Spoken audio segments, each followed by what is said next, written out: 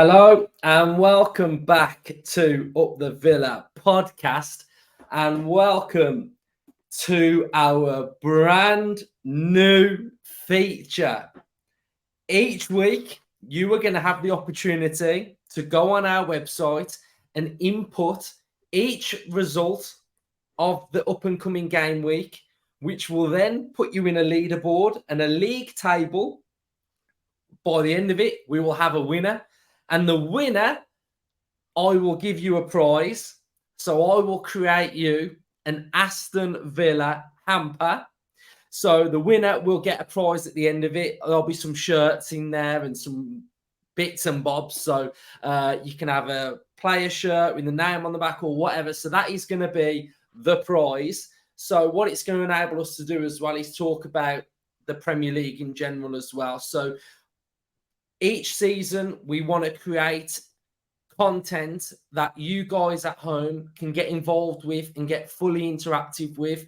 So for the last 3 seasons, we've been able to do that. First of all, we had the predicted lineup where you can go and input your team, share them on social media, use our graphics. We then had the player ratings where after the games, you can go on and put your player ratings in, have your say, share those around. But this one is exciting because we've got a fully fledged leaderboard, so we can see, we can track, we can see who's at the top.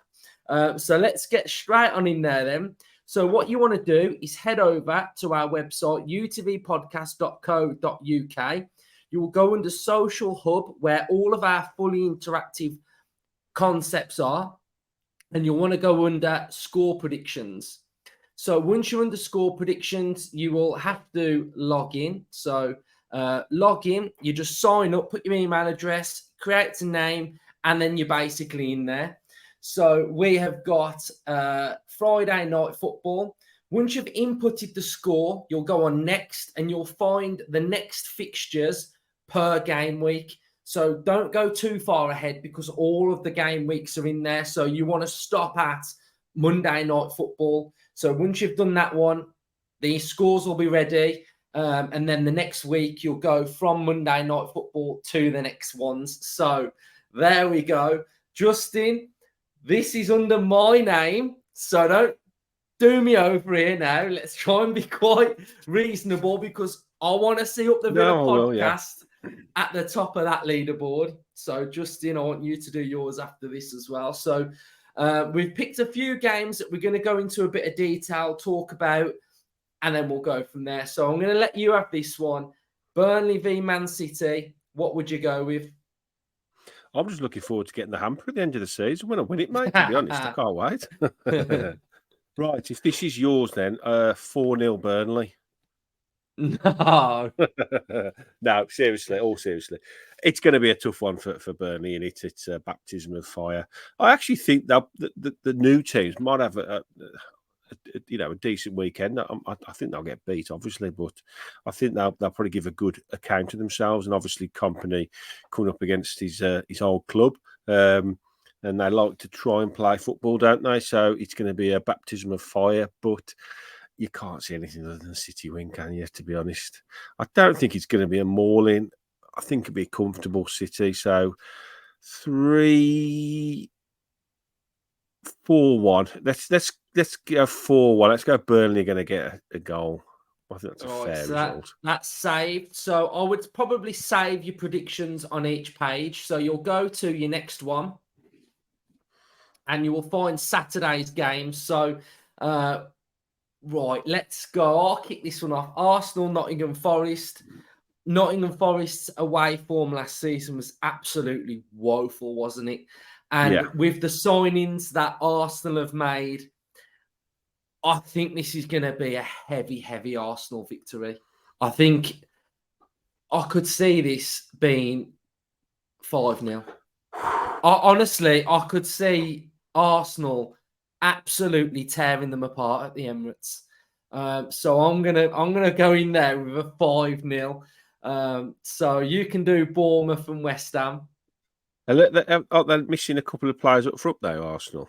I still think Jesus, but I think they'll have too much for Forest. But 5-0, that's a brave. prediction there, straight on the bat. Bournemouth, West Ham. It's a tricky looking fixture, isn't it? I think Bournemouth will improve this season. They had a rough ride last year, but they did ultimately pull clear at the end. West Ham, they've obviously lost Declan Rice, so they're going to have to settle into a new era at West Ham without their main man, which we had to do, didn't we, when we lost Jack? It feels like they're doing their business now because they're linked with Maguire and Ward-Prowse, but also Paqueta is linked with Man City, which I saw that one. Yeah, that's a big one if that happens as well. He's a good player, isn't he? I think very good. Yeah, I think you could see him going to City and Pep getting a bit out of him there. Maguire, Ward-Prowse, they're not going to be in time for this one. So I think Bournemouth is a tricky place to go on the first day of the season, isn't it? As we have found out to our cost in the past. I'm going to say that Bournemouth are going to nick this one 1-0. Cool. Brighton, Luton. I seriously, I hold no hope for Luton this season. I'm sorry to say. I think Brighton, their football is just scintillating at times, and I think they're going to get absolutely passed off the park in this one. I've gone heavy with my fantasy football team with this one as well, so I'm hoping there's a bit of Enciso magic, and I think this is going to be a welcome to the Premier League to Luton, because I just think the way Brighton play, you don't want to play Brighton on the first day, how they play. So I'm going to go Brighton 3-0 Brighton. So you know what? I think Luton are going to surprise a few people this season. Do you? And I don't mean that as in they're going to win loads of games that nobody expects them to. What I mean by that is I think people are going to be surprised that they do play nice football. I think he's got them playing good football. And Brighton have lost a few players. It's very difficult to make a case for Luton getting anything at Brighton. It would be a huge shock. Yeah, I think I'd probably have to agree with you, really. I think Brighton 3-0 looks about right on paper, doesn't it? But I do think Luton are going to surprise a few people with they're not as green as people think they are. I think that that I think they'll be all right. I don't think they'll stay up, but I don't see them getting battered week in, week out. I think they'll pick a couple of surprising results up as well this season. Yeah. Cool. Well, I'm going to fly through a couple of these because we have got one fixture that we do want to focus some of our time on. So we will do that. I'm going to go Everton, Fulham. I think both teams are going to be in and around each other this season. That's where I see both of them. I think I've predicted Everton to finish 13th and Fulham in and around that. I could see Everton nicking that one. Could you? I can, yeah. I think they'll be desperate to get off to a good start. Yeah. At home as well. Fulham probably punched above the weight last year. They had a really good season, fell off towards the end. I think if I want to do mine, I might just nick Everton win there. But I'm happy to go with yours. Well, I'm going for what I'm going with. That's fair. Sheffield United, Palace, I think that's going to be a draw as well. I think it's going to be quite tight, quite cagey. And I have to go with the prediction that I gave on the podcast, on the match preview, which was Newcastle 1, Villa 1. So I've saved it. Let's go to the next day. Brentford against Spurs. What would you go with on this one? Well, Brentford are good at home, aren't they? Again, it's a place where we've found it tough to go to. We have picked up a couple of wins there, but they've lost Tony, but I think they've sort of got used to that now. We'll see what it looks like throughout the season. Tottenham have still got Harry Kane. That one's rumbled on all summer. No end to that one. We don't know whether he's going to end up buying. My gut instinct tells me I think he's probably going to stick around at Spurs at least until January, probably see out his contract. And Tottenham have had a couple of good results recently. And another prediction for me is I think people are going to underestimate the manager there. I think he'll do I do, yeah. I think he'll do okay at Spurs. I think if he can But bed a what's few new okay? players in, okay is a better season than they had last year. They fell off last year. I think they'll be pushing. I can't remember what I predicted them. I think I predicted them about eighth, sort of seventh, That's eighth. that's not okay for Spurs though, is it? Maybe not, but they fell off dramatically last year, and with all this hanging over the Harry Kane issue, I think people are expecting them to do worse. That's what I think. I mean they Yeah. brought a manager. I think he'll do better than people think. And You they going have Spurs? signed a Would you few go players. Spurs then? I wouldn't go for a Spurs win there. Now I'd say another draw, No, probably maybe a 2-all. really. Yeah, I think Brentford are okay at home. Yeah, okay. Right, I'll fly through this one and then we'll get on to the last one. You know which This is which one we're saving, don't you? yeah. This is very So interesting, isn't it? What do you think? Two underachievers from last year, Chelsea and Liverpool both had yeah. pretty Do you know what? I'm gonna go dreadful draw Premier again. League seasons. I'm gonna go draw on that. Yeah, probably And cancel each other out. Yeah, finally, we've saved Manchester United v Wolverhampton Wanderers, local rivals who are in absolute turmoil. And that's not an exaggeration because I'm a Villa fan. If I was being brutally honest, I think Lopetegui did an okay job. And when I mean okay, I mean there weren't. In my opinion, they probably shouldn't have been anywhere near that bottom three. Is what I'm trying to say. I believe that they weren't a great side last year, but to be in the relegation zone, I think they were better than that.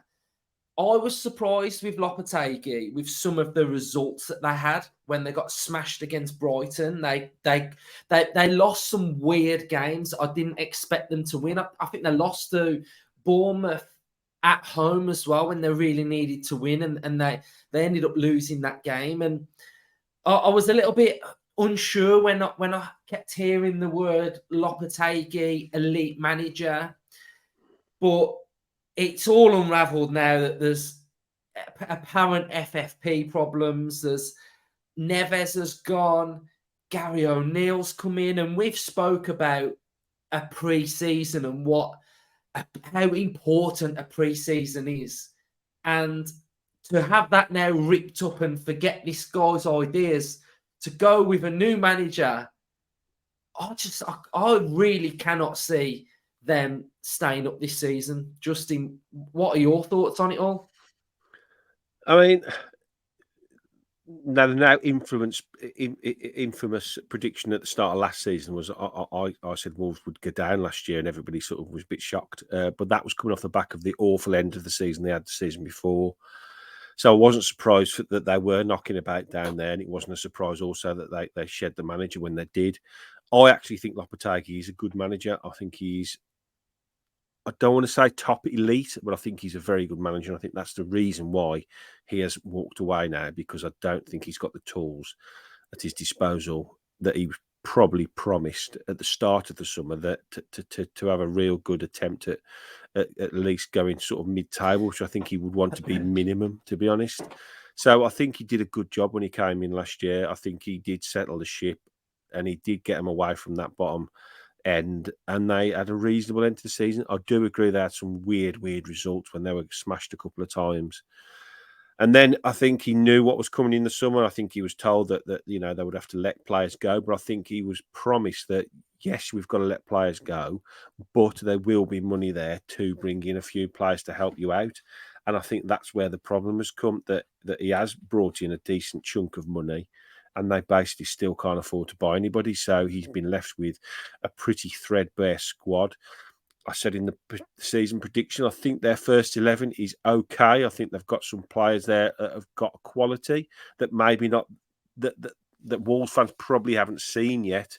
They've been brought on big money and big wages with big reputations, and I think Wolves fans haven't seen the best of 3 or 4 players. And the problem they've got now is those players now are their best players, and they have got to produce something, because if those 3 or 4 players that haven't done it for them, that they've kept around, Fabio Silva one, Kuna's one, Guedes is in the midfielder. You know, these are players they bought in for big money and with big expectations, and they haven't done it.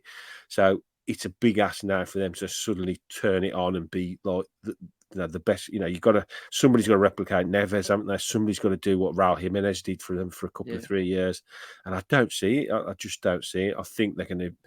And now the manager's gone, and a lot of their players, you know, foreign players that he probably got on really well with, and they're not going to know a lot about Gary O'Neill. It's a big ask for him to go in there. Yeah, you know, we know what happened to Villa, don't we, when we lost Martin O'Neill just before the season. You know, everything fell apart. So it's I can't see anything other than a really, really, really tough season for Wolves ahead. Yeah, and I think if you look at, say, probably a comparison from last season, a team in a little bit of mess off the field would be Everton. You know, you look at Everton last season, and they already had like an unsettled fan base, didn't they? You know, we got off the stuff with all of their off-field, Bill Kenwright, etc. The protests. You know, they had a lot of animosity towards those, and when it starts going wrong, that sort of like just spreads, doesn't it? It just spreads like a virus. And one point I want to make is it's okay, I think, sort of looking at Gary O'Neill and saying, yeah, we'll back you. We'll sing your name. We'll do all of this. But you've already in the back of your head got this sort of underlining problem. And I think the minute it starts to go and look like it is going down the road that a lot of people expect it to go down, I think it's going to get worse for Wolves. And I think they're going to end up looking a bit like Everton, where there are protests, because I think, is it like Jeff Shee or something there? Yeah. Sort of, not their owner, but somebody that's like their CEO or something. Yeah. I think, I do think that type of stuff's going to happen, and it doesn't really end well, does it really? So no, we went through it with Lerner at the end of his reign, when he pulled the plug on finances, and then it went toxic. And it seeps into every aspect of your club, doesn't it? And as much as you want to turn up on a match day, and you try to turn up on a match day and not let it affect that experience, and when you go into the ground, the minute you go behind or the minute anything goes wrong, you literally then throw everything at the owner, and it becomes a toxic environment. And then he went, and Shah came in, and it was okay for a bit, and then the same thing happened, but even worse. And it became a horrific environment to go and watch football in, and it almost doesn't. I mean, we went through so many managers at that point, that it became an awful thing to watch, and that's what's going to happen to Wolves. It don't matter, you know, what they think of Gary O'Neill, and I'm sure they will as a fan base support him, because you have no choice other than to support the person that's put in charge, don't you? But I agree with you that the minute, like, a few results, I don't think any of them will be expecting anything on that first game, but I think the 2 or 3 of the home games coming up after that, if they don't pick up anything out of any of those games, then it could start turning pretty toxic at Molineux, and then the players start thinking,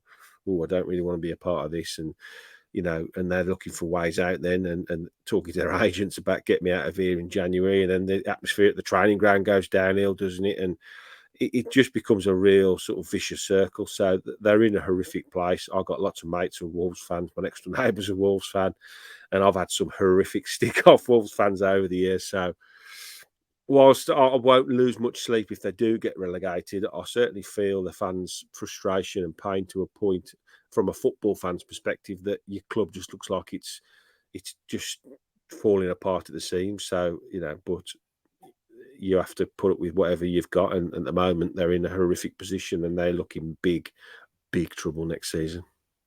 Yeah, so I have gone with a 3-0 Manchester United win. I think that game will be literally cruise control. I think they could probably win that game in second gear, United. So that is it. Those are our predictions. So basically, all you have to do is go on our website, go under the social section, find the score prediction section, put your email address, and then you're away. But you have to stop at the game week, okay? So if you go ahead and start filling out like next week's games, then you've already inputted them and you're stuck. So I would say just do the game weeks and go from there. So we want as many of you to be participating. You know, there's going to be a leaderboard, so you'll be able to track. We're going to check the leaderboard each week, are we? When we do this, we'll be checking that leaderboard, and then so again, it's just a new concept that we've decided that we think you guys would really like to get involved with, and it gives us a chance to talk about the Premier League football as well. So thank you everybody who has done their predictions, and up the Villa. Up the Villa.